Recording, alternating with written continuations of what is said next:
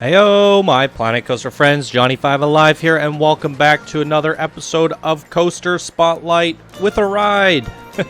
And in today's video, we're going to be looking at Twist and Float, created by Ben Hammond. So, stay tuned, and let's check it out.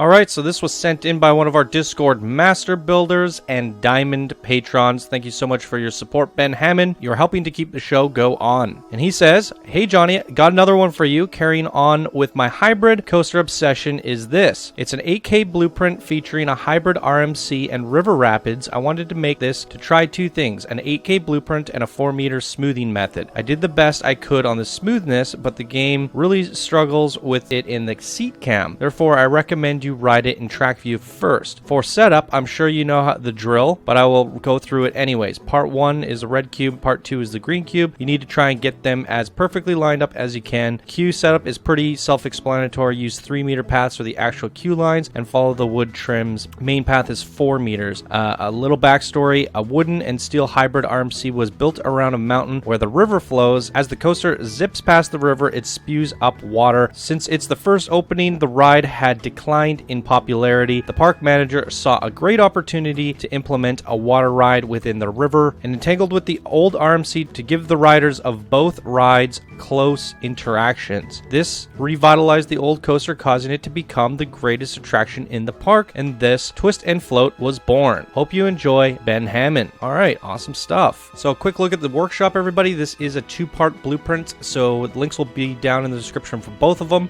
Come over here, rate, favorite, and subscribe on both of these blueprints, and you're going to need to subscribe to both of them. When you do subscribe to one, it will ask you to subscribe to the other one, and it'll give you a link to it. So there you go. Wasn't too hard to set up, as you guys saw from me doing the setup. So there you go. Alrighty, let's take a look at this. Quite beautiful rock work on this. Nice mixture of like snow, good colors in the boulders, lots of little plants and bushes. Really good work on the rock formations. That's how you make rock clusters look great, guys. I mean, this looks beautiful. Now, I do have to talk about this little queue section area.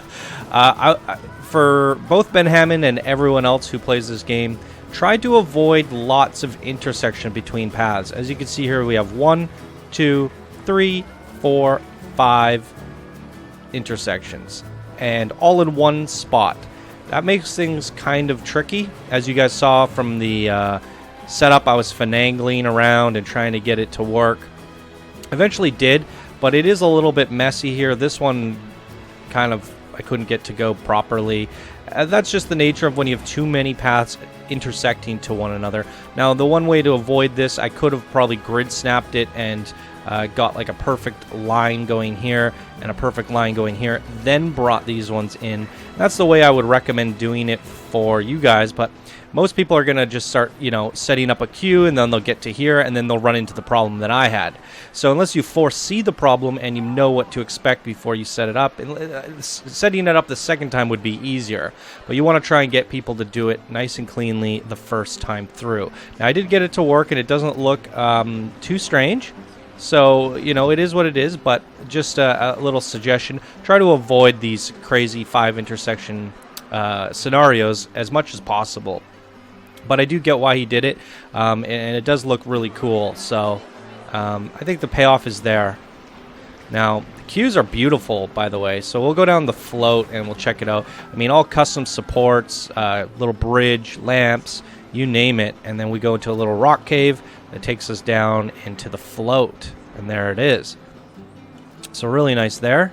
And then for the twist, we come across here, down through these archways, through a rock cave again. You get a nice look at the coaster coming by, and that's quite entertaining. Up and around, and into this boarding station. Beautiful. So 8K blueprint, as you guys saw, I did the alignment, and I love seeing these 8K blueprints. And he also did the 4-meter smoothing trick, which we've talked about several times in the past few weeks on the channel. So it is a a trick where you smooth and adjust and smooth and adjust. You get the smoothest track possible, or should I say the smoothest looking track. I mean, look at this. It is so freaking smooth. However, the game does not register that smoothness in the same way while riding the seat view. It does get a little rickety for some strange reason. But I mean, look at that. It is beautiful. So it should be a fun, interesting treat to ride this. We'll try a few different perspectives. And then we also have a river rapids down below to check out. So tons of beautiful work done on this one. It's a really, oh wow. I was going to say captivating, and even more so. Blue and orange, complementary colors, very vibrant. It stands out from a distance. I mean, it's gorgeous. Really nice work on this.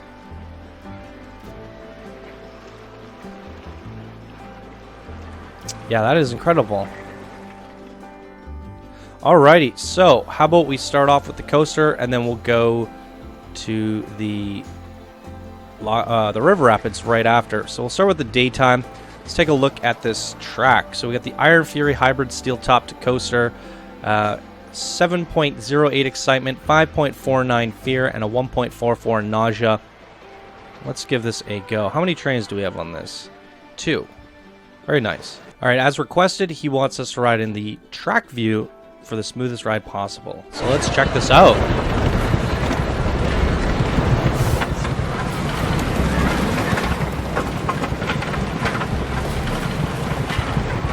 Nice. Oh, you got some rocks in there. Ah!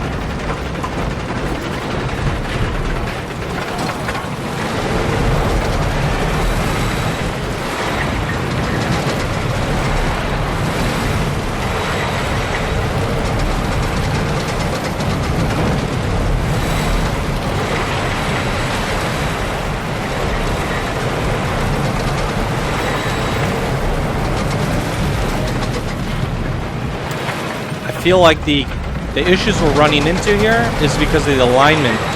I didn't get it quite right.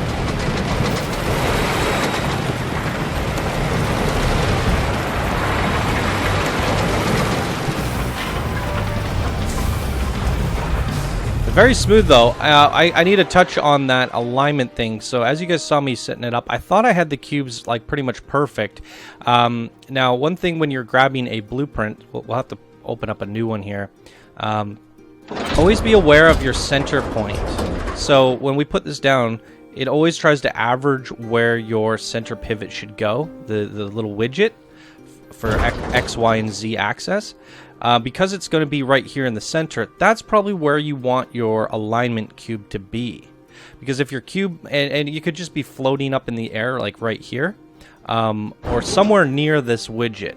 And that way, when you're trying to align it to the other cube, you actually have more control. When it's over here like this and you're trying to align it, see, it moves so drastically away from the ride. Where if it's near the widget, it's so much easier to align. Now, obviously, the widget for the second one is going to be slightly different, but the center point should be roughly in the same area. As you can see here, it is pretty darn close to where the widget was on the other one. So if you guys are doing these 4 or 8K blueprints with the alignment tool, try to get the cube as close to the widget as possible, so that way when you're trying to finagle them together, you have more control as you're near the widget. Whereas if I'm over here, I don't have that, a slight increment of a turn is a drastic change here. And when I was aligning them up, I thought I did a pretty decent job at getting them spot on. But because we're aligning it here instead of here, if it's slightly off, even just a pixel here, by the time we get to the edge of the ride, things are going to be way off. So having things closer to the center is going to make it much more accurate. And to touch on that again, like we saw... Oh, game's blowing up. We saw some little bits of the coaster that we were running through, or some rocks. What you want to try to do when you're doing this alignment tool, all those things that are ideal to the coaster experience, the little rocks and those supports, that should be part of this coaster blueprint, not the other one. That way, even if they're not aligned perfectly, we're not going to have these issues when we're coming up the lift and we're going through rocks, because these rocks are a part of this coaster blueprint. So anything that is like very important to the blueprint itself or the coaster itself, keep it within that blueprint. And then the extra stuff like outer edge rocks and trees and things of that nature should be, you know, something that's not going to collide with the coaster. That should be a part of the second blueprint, the less important stuff. So that's my feedback, and just a little bit of dropping knowledge there for anyone that's trying to do these 8K blueprints. So anyways, let's try and ride this in cinematic now, and we'll just we'll go one after another.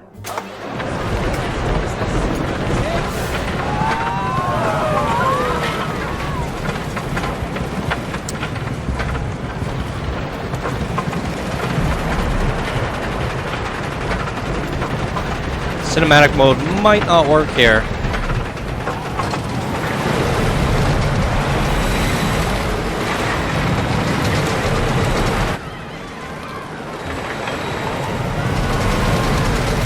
There we go. Beautiful. Look at that. No, I wanted to see that shot.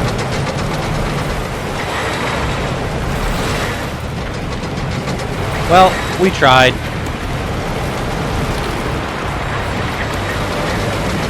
Alright, let's check out nighttime. I am curious to ride the back, and he said it was a little jittery, but I want to see for ourselves.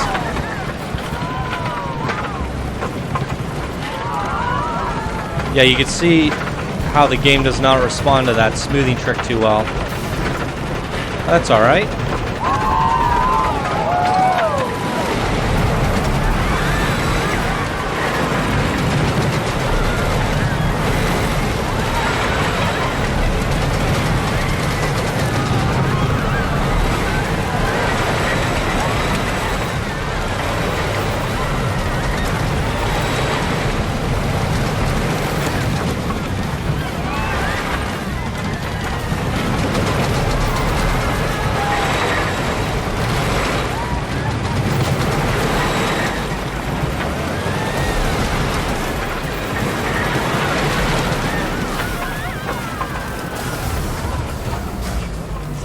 Awesome.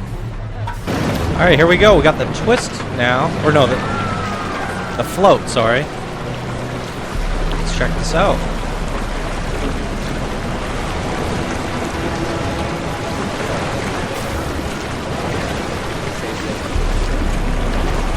Maybe what we'll do for night is we'll actually sit with the people in first person.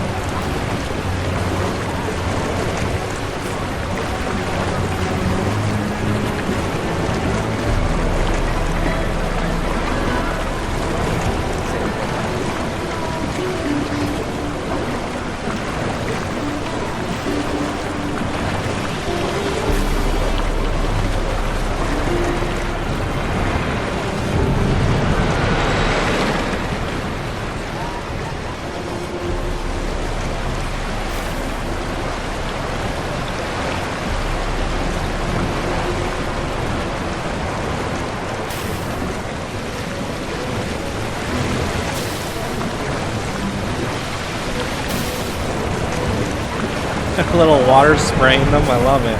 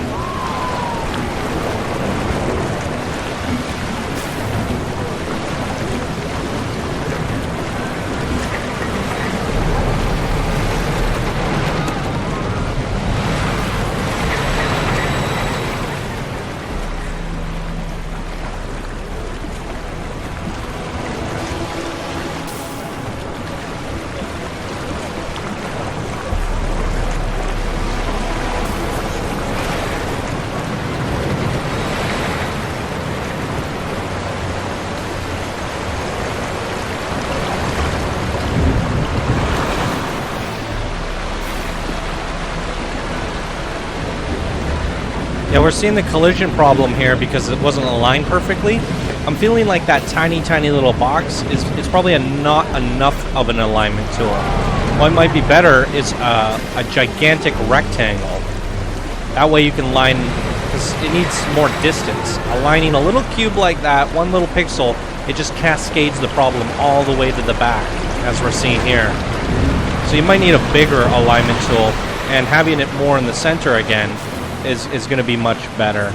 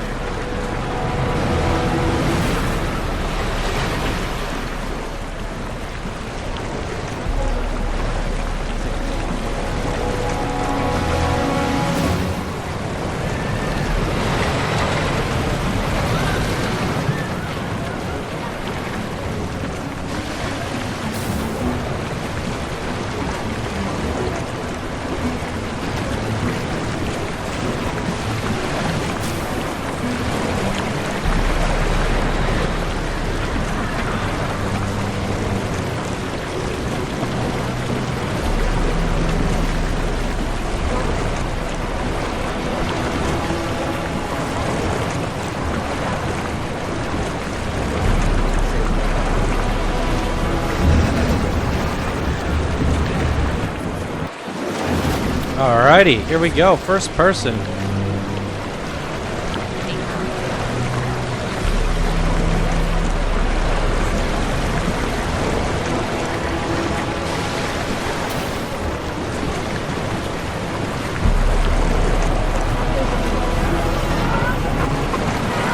This is truly a gorgeous blueprint. With all the alignment issues aside, it is really beautiful.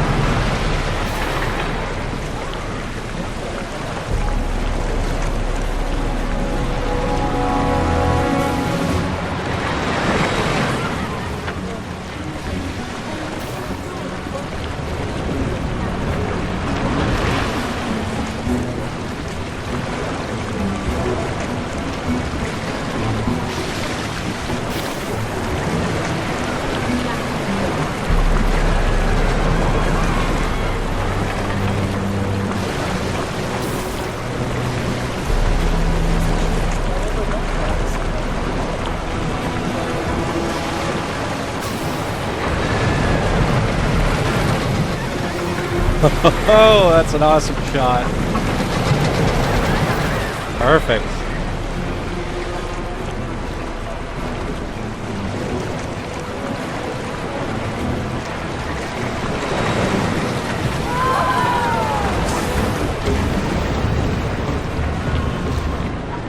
All right, there it is, everybody. Twist and Float 2-part 8K blueprint created by Ben Hammond.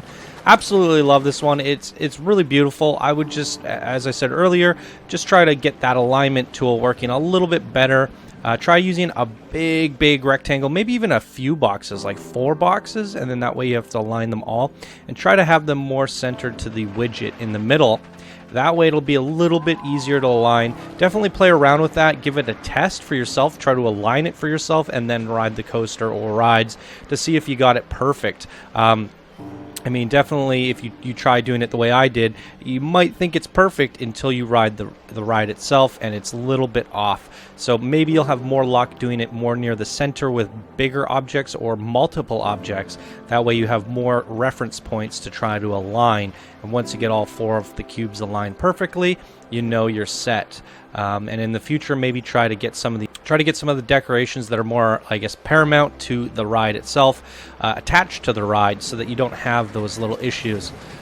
It's quite difficult to try to divide up the 4K and say this goes with that and that goes with this without running into these issues. So I do not envy you trying to figure that out. But at the end of the day, when it is aligned perfectly, it is quite a beautiful coaster blueprint / ride blueprint. So really nice stuff there, Ben Hammond. I absolutely loved it. So there you go, everybody. Twist and Float, created by Ben Hammond, and that's going to do it for this episode of Coaster Spotlight. If you guys enjoyed, please be sure to smash that like button, share it on social media, and if you're new to the channel, be sure to subscribe for more daily Planet Coaster videos. If you guys would like to support the show and keep it going, you can do so by becoming a patron. All right, everybody, thank you so much for watching, and I hope you all have a wonderful day, and I'll see you guys in the next video. Bye now.